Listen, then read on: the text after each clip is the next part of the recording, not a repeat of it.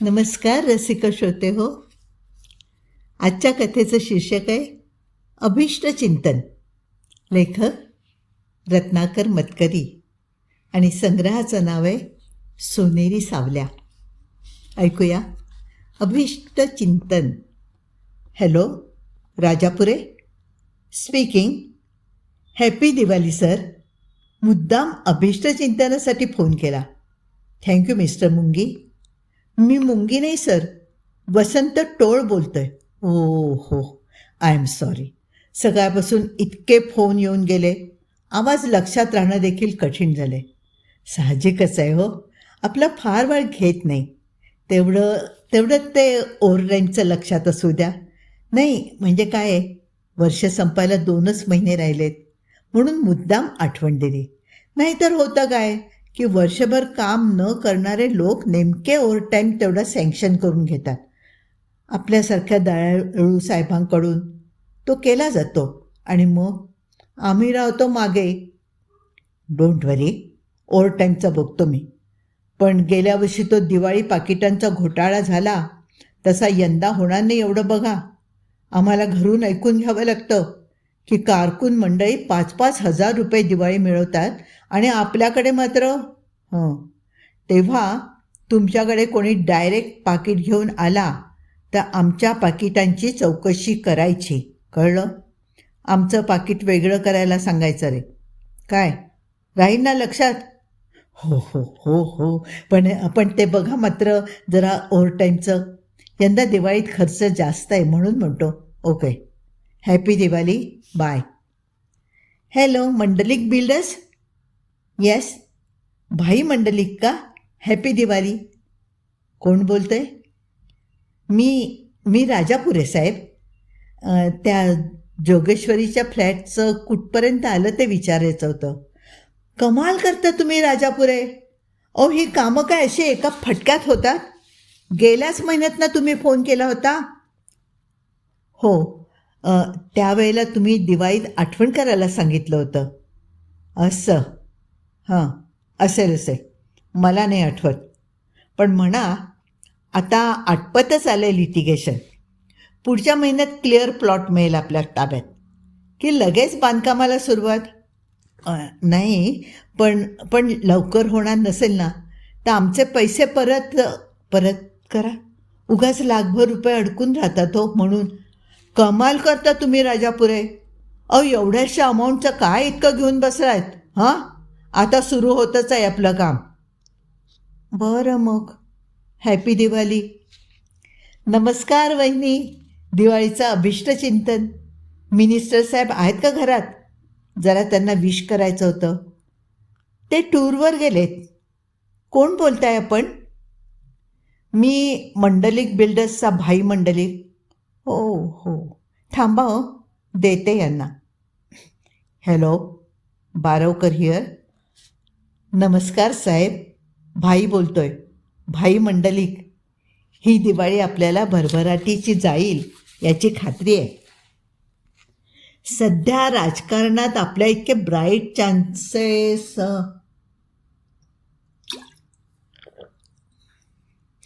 नुसत्या शुभेच्छा नकोयत भाई. दुसऱ्या महायुद्धाच्या काळात एक फ्रेज प्रसिद्ध होती. कुठली माहिती आहे?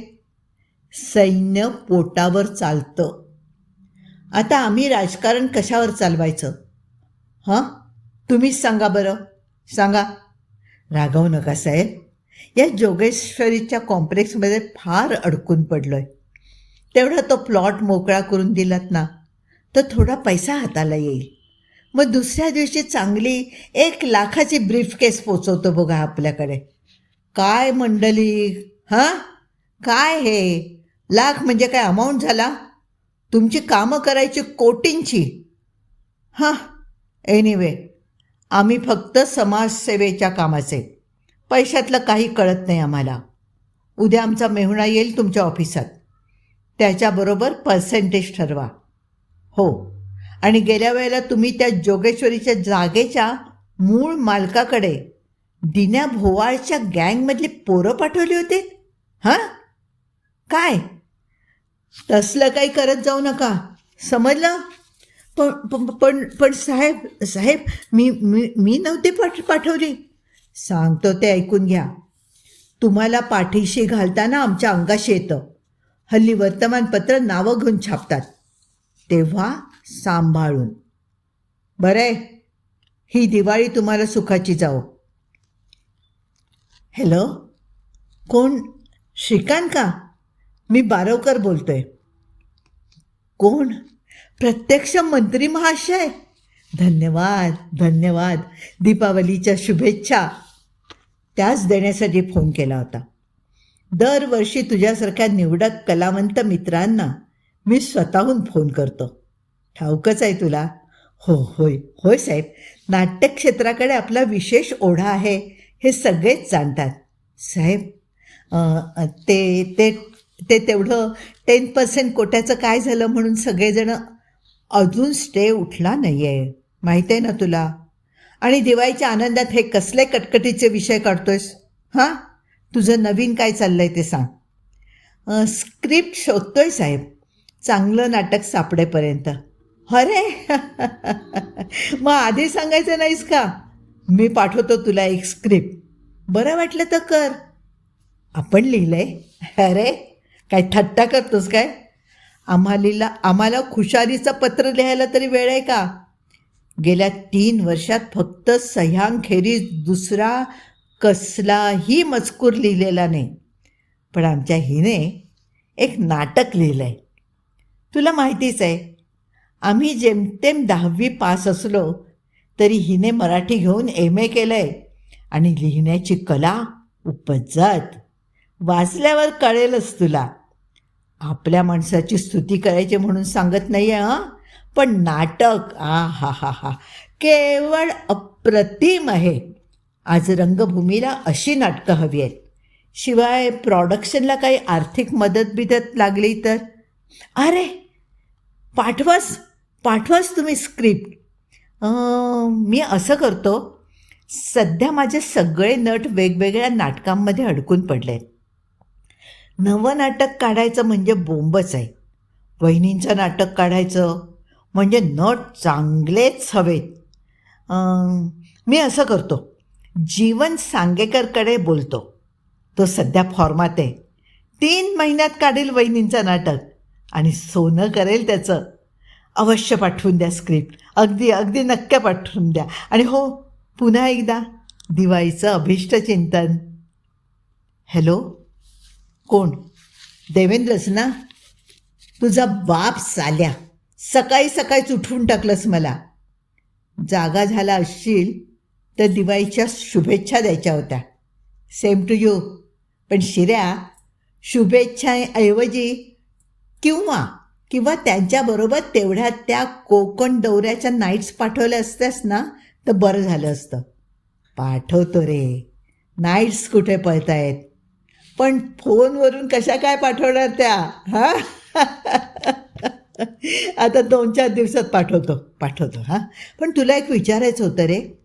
नवं नाटक आलं आहे, करणार ना? दिवाळीच्या दिवशी आता नाही म्हणू नकोस. स्क्रिप्ट पाठव, मग सांगतो. स्क्रिप्ट चांगलं आहे रे, देशप्रभूंचं आहे, म्हणजे वेगळं सांगायलाच नको. तुझा रोल या कर्टनपासून त्या कर्टनपर्यंत आहे. काय सांगू तुला. आपले बारवकर आहेत ना, मिनिस्टर रे. हां तेच त्यांचा फोन आला होता. बायकोचं स्क्रिप्ट करता का विचारत होते. नाही रे, मी नाही म्हटलं नाही, पण कटवलं. ते राहू दे. देशप्रभूंच्या नाटकात तू नक्की काम करतोयस, मी जाहिरात देतो तशी. हे बघ, एवढ्याच जाहिरात देऊ नकोस. व्यवहाराचं पक्क होऊ दे. आता काय पक्क व्हायचं राहिलं आहे? इतर कुणाहीपेक्षा मी तुला अधिक. ते राहू दे रे. इतर ठिकाणी मी हल्ली प्रॉफिट पर्सेंटेजवर. बरं मी पर्सनली येतो डिस्कस करायला. उद्या येऊ? रविवारपर्यंत येऊ नकोस, मी मरणाचा बिझी आहे. हिंदी फिल्मचं शूटिंग आहे. सोमवारी फोन कर. Okay, happy Diwali.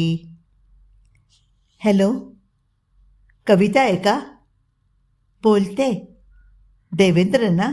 येस. ही दिवाळी आपल्याला सुखाची जावो असं म्हणायला फोन केला होता. आपल्या दोघांना. यू मीन आपल्या तिघांना. माझ्या नवऱ्याला विसरलास तू? हो ग, तुझा विचार करताना मला नेहमीच तुझ्या नवऱ्याला विसरायला होतं. मी मात्र कधी नाही विसरत बरं का माझ्या नवऱ्याला. तेच तर वाईट आहे ना. हे बघ कविता, श्रीकांत बोरकर नवीन नाटक काढतोय. त्याने मला विचारलं आहे, हे बघ, तू काम करणार असलीस ना तर मी करणार आहे. How nice of you. अरे चांगला रोल असला तर करणारच मी. गेली 2 वर्ष शोधते मी रोल. उद्या लोणावळ्याला जातोय मी स्क्रिप्ट घेऊन. तिथेच तुला रोल वाचून दाखवतो. बघ, 2-3 दिवस मी रिकाम आहे. येतेस? येते का? सॉरी देवेंद्र, एकटीने 3 दिवस तुझ्याबरोबर राहिल्यानंतर मिळणार असेल ना तर मला तो रोल नको. आणि पुन्हा कधीच असल्या ऑफर्स आणू नकोस. Try someone else. Bye. Happy Diwali. Hello अप्पा. कोण? कविता. मी आत्ताच करणार होतो तुला फोन. ते समजलं मला टेलिपथीने, म्हणून टेलिफोन केला. बरे आहात ना अप्पा? तुम्ही आणि आई?